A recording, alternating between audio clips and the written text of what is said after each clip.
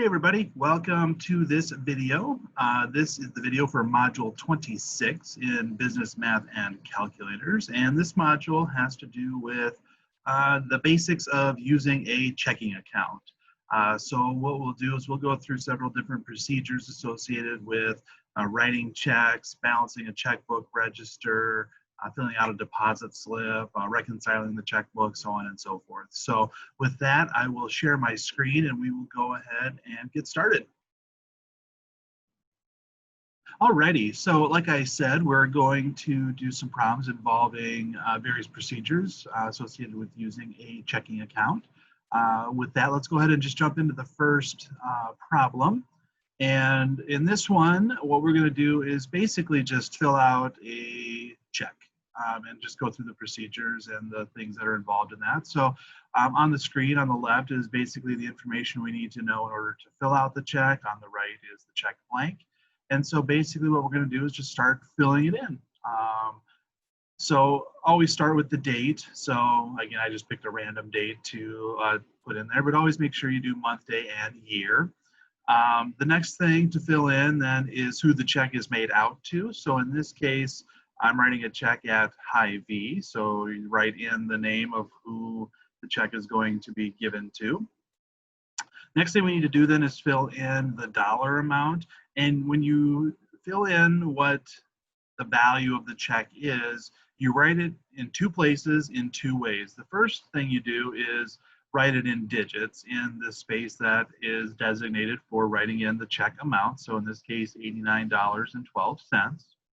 But then you also need to write it out in words, or mostly in words. And that goes on the line underneath where we put the name of the business, Hy-Vee. And so what we're going to do is we're going to write out the whole number part, so 89 in words. And then what most people do is for the cents portion of the dollar of the amount, they just put the word and is the decimal point. And then because we're talking about money and we're talking about out of 100, a lot of times people will just write it as a quick fraction, 12 over 100.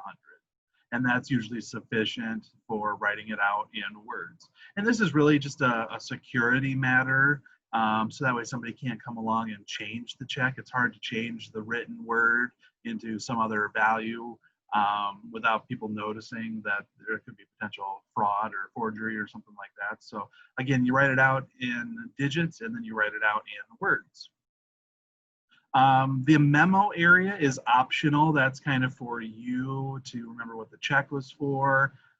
Sometimes people, depending on who you're writing the check out to, might have you put like an account number if you're paying a bill. But that's what can go in the memo area. Like I said, that's an optional space. You don't have to fill that in. And then the most important part is obviously to put in your signature. So sign the check and there you go. That's a completely filled out check. All right, let's talk next about a deposit slip.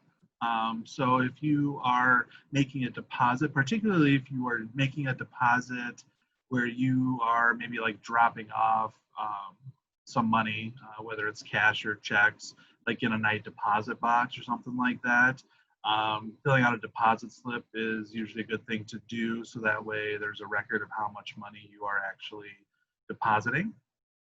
If you're using, if you're using the drive up or going to the lobby or even using an ATM to make a deposit, a lot of times your information is recorded because you're using your debit card or you've got your account information that you're sharing with the teller. So like I said, deposit slips are probably used mostly when, like I said, you're depositing money and you're not actually interacting with a person or with like an ATM. Basically things that you need to fill in, again, fill in the date, month, day, and year.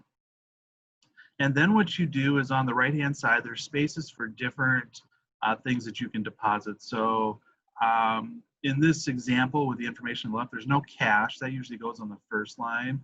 So we're not going to put anything in there. But then we've got checks. We have two of them that we want to deposit. So the first one is from Pam Jones. So usually just make a note in the line there on the left of the chart as to which check it is. You don't necessarily have to write down all of the information, just enough to indicate which check it is. And then a digit goes in each space. Again, the decimal point's already there for you, so just make sure you carefully put the digits in. There was also a check for Allstate, so we are making that deposit as well, so we just fill that in. Now, once you've got all of the cash you're depositing, all of the checks you're depositing, there's a space there that says subtotal, so you add up what those values are. So in this case, we have $570.61 worth of checks that we want to deposit. Now, when you make a deposit, there is the potential for you to get cash back. And like I said, particularly if you're at the drive up or in the lobby of the bank. So there is a space where you can write down if you want to get some cash back, so if you're not depositing the whole amount. In this case, what we're going to do is we're going to get $150 in cash. So we fill that in where it says less cash received. Now, the reason we have the word less in there is less means subtract. And so to get our final deposit amount, we're going to take that subtotal, the $570.61, and subtract off the cash we're getting back. So our total deposit is actually going to be $420.61. And then usually with a deposit ticket, if you are getting cash back, they want you to sign it just as a record that you received the cash. So we're going to put our signature in there as well. And there we go. There's our completed deposit slip. All right, the next procedure is balancing your checkbook or balancing a checkbook register. So we're going to go through what that looks like. So on the left, a bunch of information about transactions that have occurred. So we'll just kind of go through them and add them to the register and balance the checkbook as we go. So the initial balance is $452.10. So that kind of goes in the top blank up there. And then from that value, we can add and subtract the checks or the deposits or the different transactions that happen. So looks like our first transaction was a check that we wrote. So for this, we fill in the check number. So 821 is the number for the check, the date, and then the description is either like who the check was written out to, or like I said, if it's an ATM deposit or a fee or something like that, you just write down just so you know what the amount is associated with, and we fill in this case, $73.98. We're putting this in the debit column because it's going to be subtracted from our balance because it's coming out of the account. So that's why it goes in that column. Go ahead and do the subtraction. So 452.10 minus 73.98 gives us a new balance of $378.12. And then we basically repeat the process for the next transaction. We wrote another check on July 3rd this time to Fairway for $112.85. Again, it was a check, so we are going to subtract that amount off. That gives us a new balance there that we fill in. On the same day, we did an ATM deposit, so there's no check number this time, so we can kind of skip over that column. Again, on 7/3 was an ATM deposit. So this time we put the value, the 225, in the deposit or credit column because we're going to add that back into our total. It's going into the account, so we add. And again, we get our new balance that we have at that point. So right now in the checking account, there's $490.27. And then if we continue on, the bank charged a fee of $395. A fee, again, comes out of your account, so we subtract. Then later on, a couple days later, wrote another check for $287.64. Subtract that off the total to get the new balance. Sometimes, if you have different subscriptions to things, in this case, like a Hulu account, they will automatically deduct money from your checking account or from your account. So you just have to make sure you keep track of when those things come out, so you know those are being accounted for when you figure out what your balance is. So like Again, we just write down what it is. It's the Hulu deduction of $14.99. It comes out of your account, so we subtract. We also, on that same day, made a withdrawal at an ATM. Make sure you're careful with an ATM withdrawal that, depending on which machine you use, sometimes they charge you a fee. You know, so if we actually used an ATM and we only took out $40, but they added $250 as a fee for using that machine, just make sure that you subtract the correct amount. When we do that, we get a balance of $141.19, and that's the end of our transactions at this point. So we started with $452.10. At present time, we have $141.19 in the account. And there you go. So that's kind of the process for balancing your checkbook register. Yeah. Okay, one more example we're going to look at, and this has to do with what we call reconciling your checkbook, reconciling your register. And what this is a procedure that you do when you get your bank statement. So the bank every month will send you, usually it's mailed to you. You can probably receive an electronic one depending on how your bank is set up. But they're going to send you a statement that basically shows all of the transactions that have occurred over the course of the month. That'll indicate what your initial balance was and what your final balance is, so on and so forth. And what often is the case is the statement that you get from the bank a lot of times has a different ending balance than maybe what's in your checkbook register.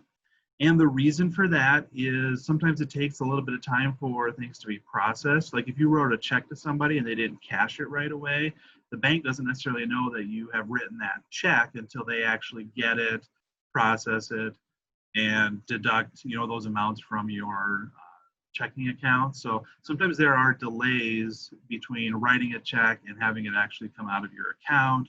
Sometimes there are delays when you make a deposit. It might take a couple of days. Like for example, if you do an ATM deposit, sometimes it takes a day or two before it actually gets credited to your account. So lots of reasons why things might not be exactly the same on the bank statement and in your checkbook register. So it's important to reconcile it to make sure that you and the bank are on the same page, and you know that the amount that the bank has record of and the amount that you have record of are accurate.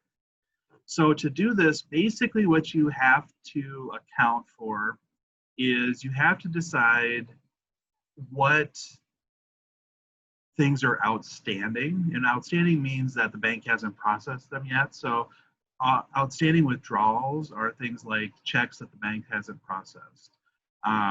Outstanding deposits are just that, deposits that the bank hasn't put into your account yet. So in this particular form, and there's different forms that you could potentially use, what we're going to do is we are going to fill in the outstanding checks that we know of that the bank hasn't processed. Okay, so to do that, we have 3 of them. So we put the numbers in there as well as the amounts. And what we're going to do then is we're going to total those up. Okay, so total A, so there's $301.90 that the bank has not yet taken out of your account. Okay. There's also a check that you deposited that the bank has not processed yet. So there's an outstanding deposit. So this is an amount that the bank has not added into your account. All right, so you account for those, get those totals, and then what you want to do is you want to do the math to see if things add up the way that they need to. So the first line down below that says closing cash book balance, that's basically referring to your checkbook. So you want to write down what you think your final amount is, what you have in your checkbook. So that's the $200.51.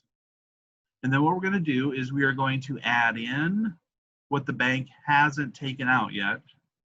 And we're going to add that in and get the subtotal. So we're going to take the $201.51 that we think we have, add in the outstanding checks. So that's the $502.41. And then we are going to subtract what the bank hasn't deposited yet. So it's kind of the opposite of the operation in a sense. Withdrawals you normally subtract from accounts, so we're adding it because they haven't been subtracted yet. The deposits, when we normally add it, we're going to subtract it, so again, we're doing the opposite operation essentially.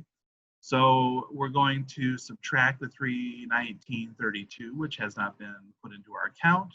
And when we do that, we get an amount of $183.09. And if everything is good to go, if there weren't any math errors on either party's part, this should be the same as what the bank thinks you have, what's on the statement for the final balance. And in this case, the bank thought we had 183.09. That's what we came up with when we reconciled. So what that means is everything is good to go. You have done all the math correctly in your checkbook register. The bank has done all the math correctly. They're just waiting on, like I said, processing a few of those checks and those deposits to catch up. What's likely to happen when you are looking at a checking account is if you don't use it for like a few days, eventually things will catch up because there's some time where transactions aren't occurring, and that's when the bank statement might be similar or the same as what's in your register. So if you really want to know if everything's been processed, you know, take a break from using your checkbook for a few days, let things kind of catch up, and then go from there. So that's the process for reconciling a checkbook. So hopefully that helps provide some insight into how you do that. All right, so there you go. Those are some example problems for doing different procedures associated with a checking account. Like I said, some of it is stuff that you do on a regular basis, like writing checks, filling out deposit slips, and balancing your checkbook. Some procedures, you know, like the reconciling of a checkbook, it's a good practice. Not everybody does it. With online banking, sometimes people are just using their online account to really check where they are at, and looking at, you know, the bank's statements and the bank balances through the apps that they have available. So that procedure might be a little more old school, but definitely something to be aware of in terms of if you ever need to figure out by hand if you and the bank are in agreement with what's in your account. Hopefully these examples helped a little bit, and if you do have questions on things, please do not hesitate to reach out and ask. I am more than happy to help you out. Otherwise, thanks for watching the video. Good luck as you get ready to do the homework and work on the quizzes, and I will catch you in the next video.